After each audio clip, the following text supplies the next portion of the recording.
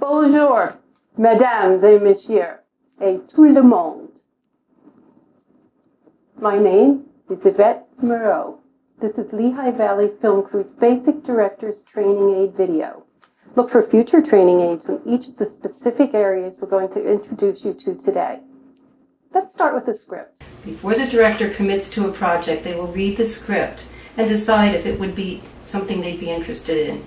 Some of the reasons they would take on or reject the project are: 1. Subject of interest. 2. Expert on the subject. 3. Prefers the genre, drama, comedy, romance. 4. Past experience with writer or crew. Justin reads over the script and notes a few changes he would like, and also some questions about what the writer envisioned. This is a subject Justin believes is important, and he's an expert on the subject of safety. Justin just finished directing a romantic comedy and likes the way the comedy helps keep the interest while still driving home the importance of set safety. Justin has a good working relationship with a lot of the crew, and he's looking forward to working with the new crew members. Justin meets with the writer. They discuss the way she sees the goofy girl and the smart guy.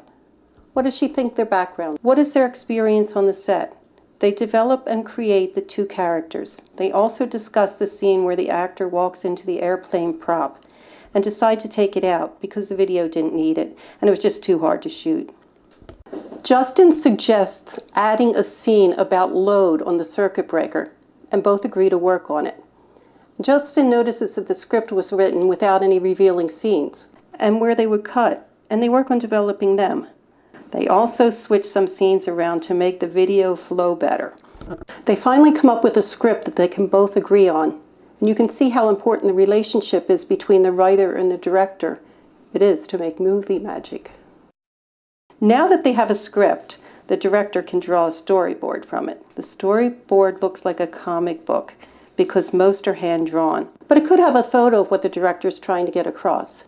Each picture tells the DP, Director of Photography, how the director sees it. Each scene starts with a revealing shot and ends with something the editor can cut at, like people walking out of a frame or a car passing by. And it should be in the storyboard. In this basic course, we'll be using basic shots. Revealing shot, sky to house, or blur to sharp, or close to wide. CU, close up. MS, mid shot from waist or chest up, used for drama. FS, far shot. Full body, used for comedy. WS, wide shot.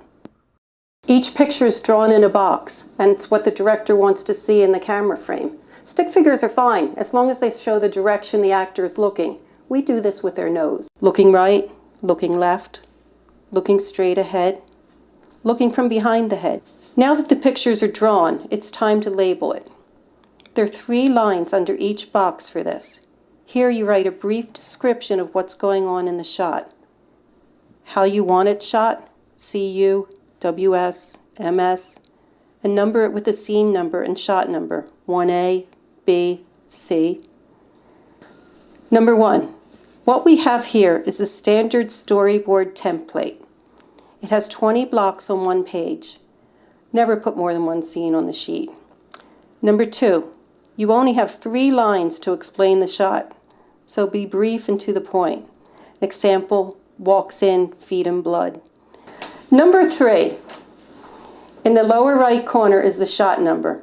This is a number and a letter. Since this is scene 1, the number is 1. And since it's the first frame in the storyboard, the letter is A. Use lowercase letters. These letters run in sequence, so the next frame is B, C, D, etc. As long as we're working on scene 1, the number stays 1 till we move to the second scene, and then the number changes to 2, and the letters will start with A again. Number 4, this is the finished product, a revealing scene of a cop walking into the scene, and there's blood on the sidewalk. We only see the cop's feet and the blood on the sidewalk. This is 1A. Number 5. This is the next frame. The cop stops walking and looks at the dead guy on the sidewalk. You only see the dead guy's feet and legs. This is 1B. Number 6.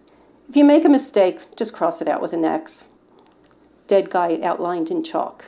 Making movies on a limited budget makes finding locations difficult. Then try to add in keeping them in the local area adds another layer of difficulty to it. We don't have a studio to shoot in, so every project requires the director and producer to scout out locations to shoot. The use of the storyboard gives them an idea of what they're looking for. Then through networking, they set out to see what's available and what will work. Some things to consider when scouting out a location. Season: spring, summer, fall, winter, day or night, landscape, mountain, desert, forest, and city. Permission to shoot there. Compatible with the storyboard. Justin only needs one location that's empty and looks like a studio. Through networking, he checked with theaters for availability and also some hotels and universities for a conference room. Most movies require multiple locations, so if you must travel from one location to another during a day of shooting, you must leave enough time for travel and setup time. Other necessities to be considered are toilets, parking and accessibility, security, phone, power, internet connections, food service. Now that you have all your locations, be cautious of a location failing and the need for another one as soon as possible. Director needs to be flexible and work with limited resources. The director has a pretty good idea of what he thinks the character should look like and their personality from working with the writer on the script. There are many different factors that decide who's right for the part, such as age is important for most of the time, but not all the time. Race is important in some movies, and not so much in others. Sex is always important most of the time. Looks, always important to the part. Personality, not of the actor, but who the actor is playing. Voice, large scale from can they sing to you can't stand to listen to them. Direction, can the actor follow direction and give you what you want? This time Justin's open to all of these and focusing on performance. Who's interesting enough to make you want to keep watching them? Justin is looking for Sam to be a leader, knowledgeable, and a bit of goofy. Ellie, on the other hand, is curious and doesn't have any experience, but a willingness to learn. During the auditions, Justin will give the actors some background of the characters and a side to read. He may ask them to read the side several different ways to test how well they follow direction. He might also ask about the actor's background and even questions to see how well they can think on their feet or how creative they are. Justin's taken notes on all the actors that auditioned, and he will review their reel with the producer and decide on the cast. It's important for the director and producer to follow up with everyone who auditioned and thank them for their time, and let them know they weren't selected and that they look forward to working with them in the future. The director and the assistant director should be the first ones on the set, so they can coordinate their duties and work as one unit. The AD should introduce the crew to the director so he knows who he's working with. With these assurances, the director can focus on making his vision come to life. The director supervises the building of the set, where the extension cord is going to be tripped over, where the ladder is going to be set up, which outlets are going to be shooting, and things like that.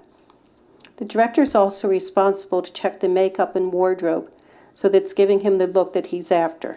This is the time the director uses for blocking, making sure actors know where they'll be entering from and how they will flow through the scene.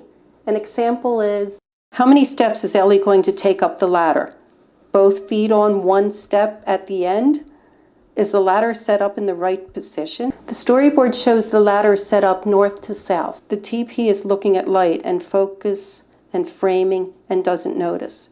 The set's tight. There's no room for the DP and the director, so the director stands 90 degrees off to the side. The ladder looks right to him, but when Ellie goes up the ladder, her rear is center frame. Another example is Ellie tripping over the extension cord. Her right foot gets caught. Sound, camera, slate, action, cut.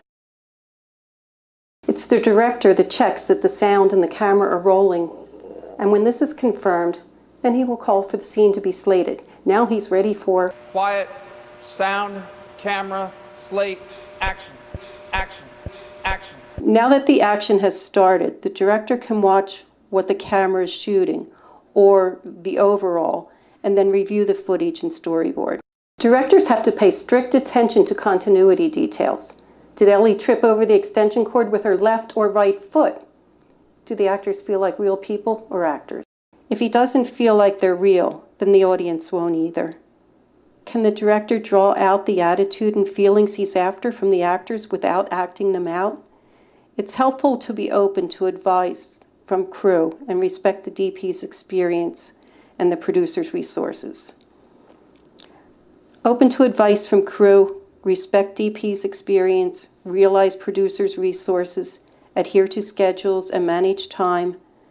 Now that you got that shot, before they break down the set and equipment and the actors change or leave, check the footage. Does anything need to be reshot? Did you get everything on the shot list? That's a wrap! You can say abracadabra all you want, but this is where you pull the rabbit out of the hat. The director and editor will review the files and note what they liked and didn't like in each one, and they will discard any files that were just trash and listed as such. Something that he would trash would be if he called sound, camera, and then discovered a problem that had to be fixed before they proceeded, and they just stopped filming till they fixed it. Maybe they were shooting and Ellie went to unplug the extension cord and it was already unplugged from the last take. The editor has a good idea what the director is after and works on the first rough cut. The director and editor review the first cut and agree that the scenes are in order. Then they work on adjusting the length of the shots to keep the movie moving forward. They may also change a close-up shot to a medium shot or any shot for another.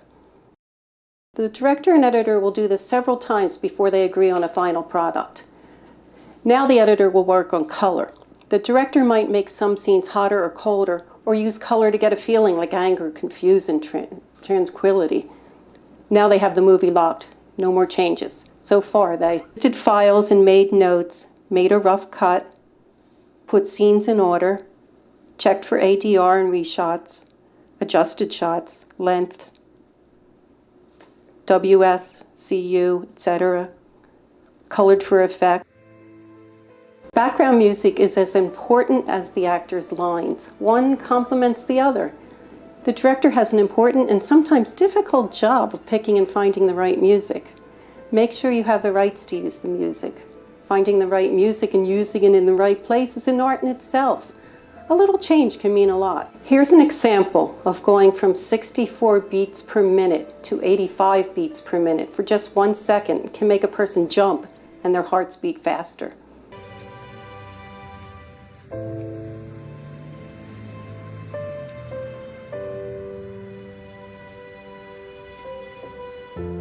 Probably just as well. Crazy ass dream.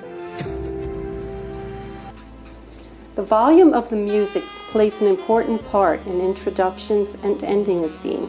The director uses music to cause confusion, arouse suspense, drama, transitioning to the next scene, calming effects. Music creates an atmosphere for the movie, and now that you have a finished product, you have to promote it. You can start with a premiere and social media, or by entering it into film festivals. There's a PowerPoint presentation that goes with this. On there, you'll find some questions about what you just learned, and the answers will be at the end of it. So go ahead, play with that now, and answer the questions, and then check your answers. And if you missed any, you can always refer back to the video. And maintenant, il faut que je parte. Bonsoir.